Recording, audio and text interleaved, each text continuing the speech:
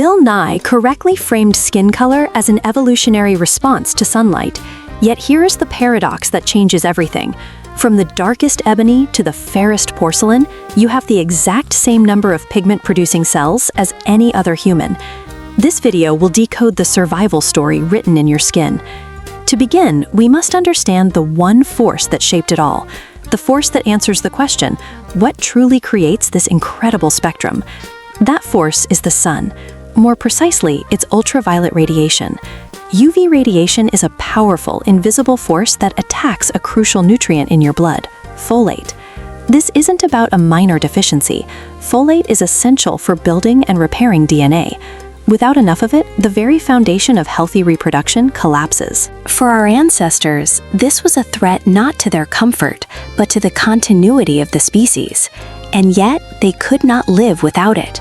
That same UV radiation is the only force that triggers our skin to produce vitamin D, a compound vital for absorbing calcium, building strong bones, and maintaining a functional immune system.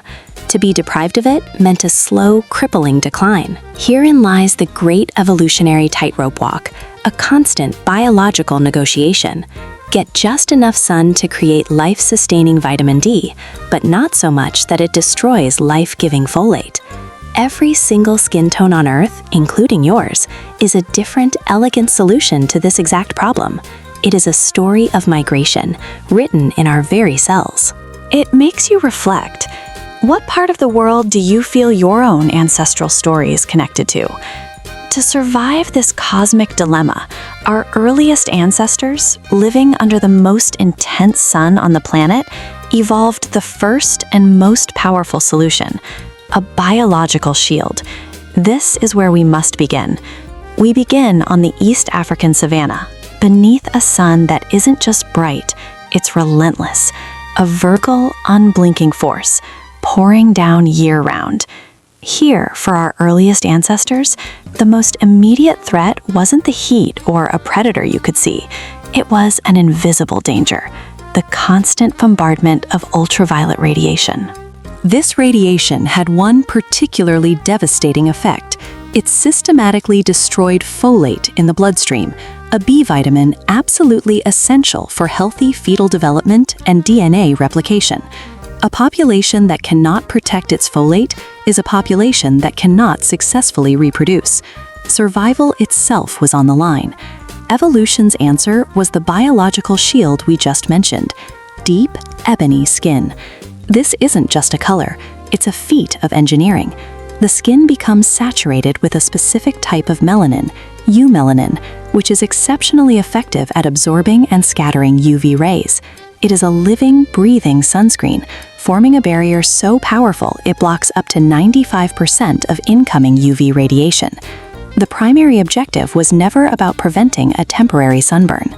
It was about safeguarding the very blueprint of the next generation. But this perfect shield, this solution to the folate crisis, cast a long and dangerous shadow. By blocking the sun so effectively, it also blocked the very rays needed to synthesize another critical compound for life.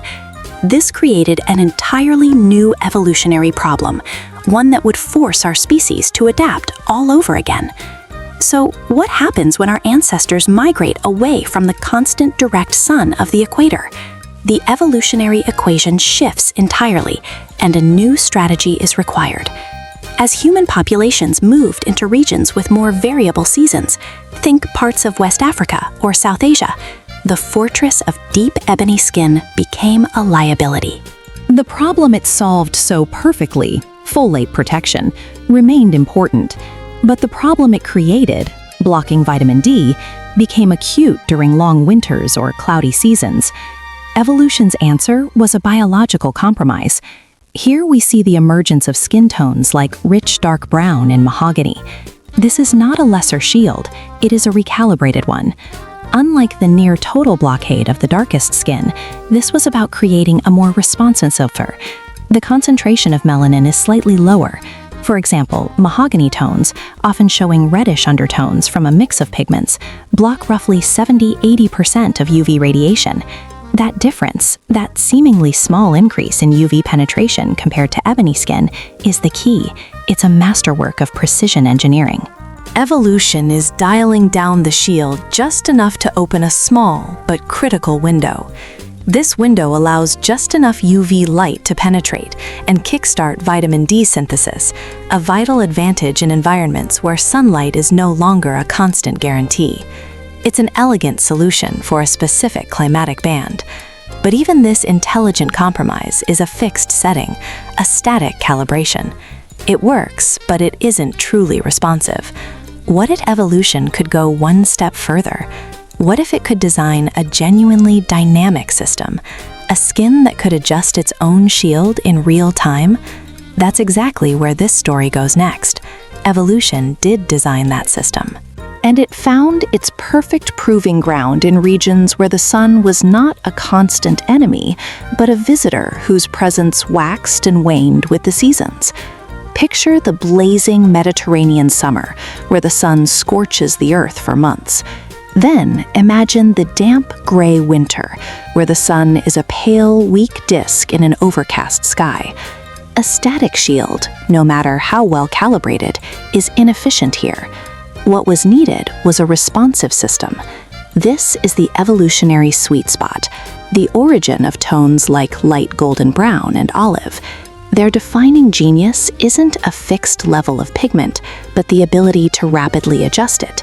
In the summer, melanin production ramps up, building a temporary functional shield to absorb the intense UV and protect that precious folate. This is the biological reality of a tan. It is not an aesthetic, it is a shield being actively deployed. Then, as winter arrives and the UV threat recedes, the system strategically powers down. The tan fades, increasing the skin's transparency. Every single available photon of weak winter sunlight can now be harvested to produce essential vitamin D. The skin becomes a dynamic manager of energy, perfectly balancing protection and production. Olive tones add another layer of sophistication, with neutral undertones that create an optical balance, further optimizing this delicate equilibrium. An almost perfect dynamic system. The evolutionary problem solved, it seems. Because as our ancestors continued their journey, pushing into lands shrouded in near-constant cloud, this elegant system became a liability. The evolutionary pressure completely flipped. The enemy was no longer the sun's overwhelming presence, but its profound absence. And what was once a shield was now becoming a cage. This set the stage for the most dramatic trade-off in human history. To survive, evolution had to make a dangerous gamble. What happens when the need to produce a single crucial vitamin becomes more critical than protecting your very DNA? That is the story of the Great Depigmentation. This is where the evolutionary story takes its most dramatic turn. The biological shield, so masterfully built, had to come down. As our ancestors pushed north into the misty, cloud-shrouded latitudes of Europe and Asia, the equation of survival completely inverted. The danger was no longer too much sun, but its profound, life-threatening absence. Here, a new enemy emerged from the shadows: vitamin D deficiency. We can read the severity of this threat in the bones of the past. Medieval skeletons tell a brutal story of rickets, a disease that doesn't just weaken, but deforms. It bowed the legs of children, twisted their spines, and critically crushed the pelvises of women, turning childbirth into a death sentence. In this environment, having strong UV protection wasn't an advantage. It was a fatal liability, preventing the skin from producing enough vitamin D from the weak, low-hanging sun. Evolution's solution was radical and swift, a dramatic reduction in melanin. Fair skin allows approximately 5 times more UV radiation to penetrate than the darkest skin tones. It effectively turns the entire body into a hyper-efficient solar panel designed to capture every precious photon of light. Of course, this came at a cost. This new skin burns easily, leaving it vulnerable. But from the cold, pragmatic perspective of natural selection, this was an acceptable risk.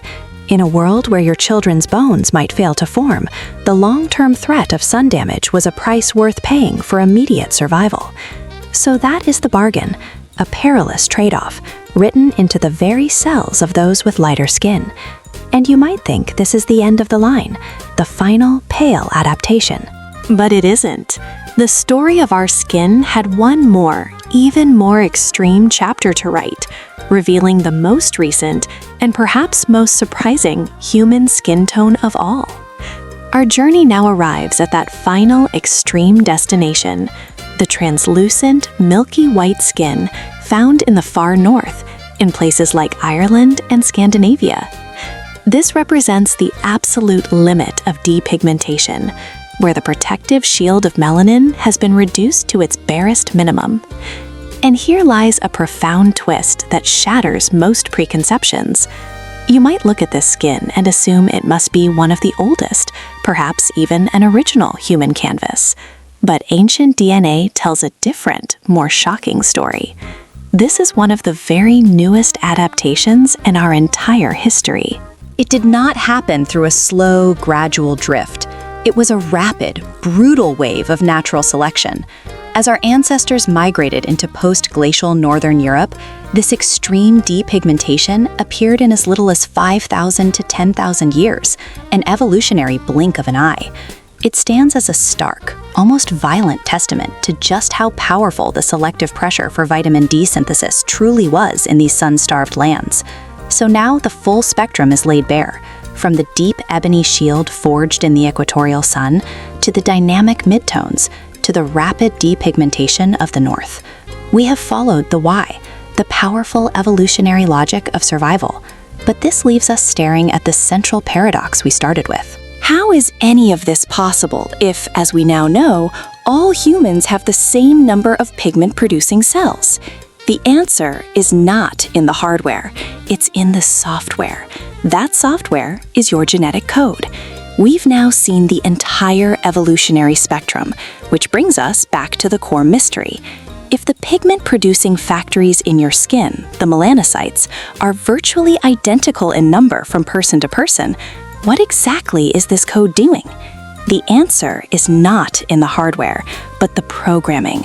A handful of specific genetic variants, confirmed in studies as recent as 2023, act as a master control panel for these cells. The difference lies in their activity.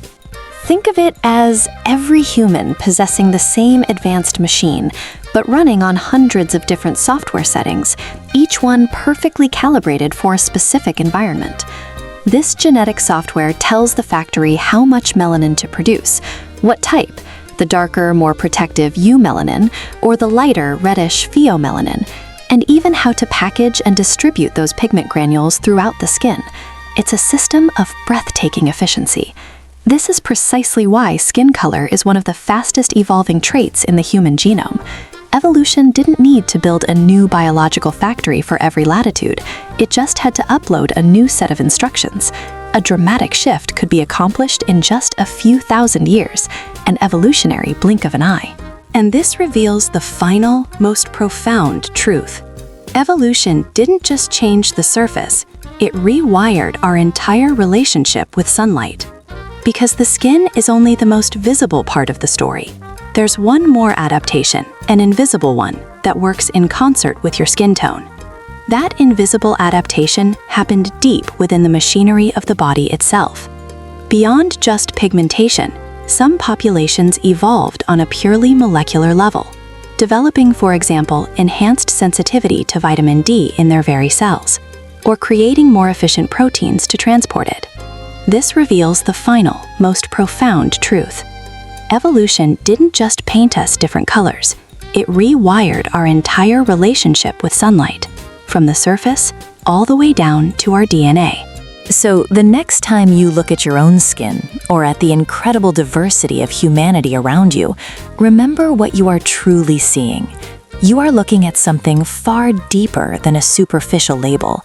You are seeing a living biological record, a map of where your ancestors lived, the challenges they overcame, and the specific, ingenious story of how they survived. It is a story 200,000 years in the making, written in melanin and encoded in your genes. If this changed the way you see the world, subscribe for more stories that look deeper than the surface. Thank you for watching.